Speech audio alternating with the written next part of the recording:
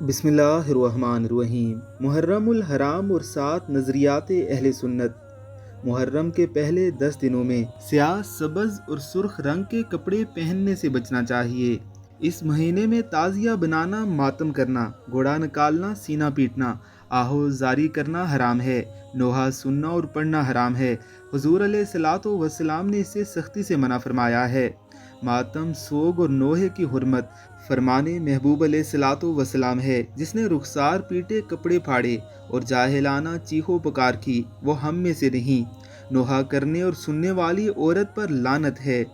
کسی میت پر 3 دن سے زیادہ سوگ کرنا جائز نہیں، سوائے بیوہ عورت کے۔ وہ شوہر کی وفات پر 4 ماہ 10 دن سوگ کرے۔ اس مہینے میں شہدائے کربلا کا سوگ منانا حرام ہے۔ اس میں نکاح کرنا جائز ہے۔ یہ عوامی بات کہ عاشوراء کے دن پانی کم استعمال کریں، نہایا نہ جائے، یہ بات غلط ہے۔ شیعہ کے مجالس محرم اور ماتم پر بغرض ثواب یا صرف ان کا تماشا دیکھنے کے لیے جانا حرام ہے، کیونکہ جو کام ناجائز ہے اسے تماشے کے طور پر دیکھا جانا بھی گناہ ہے۔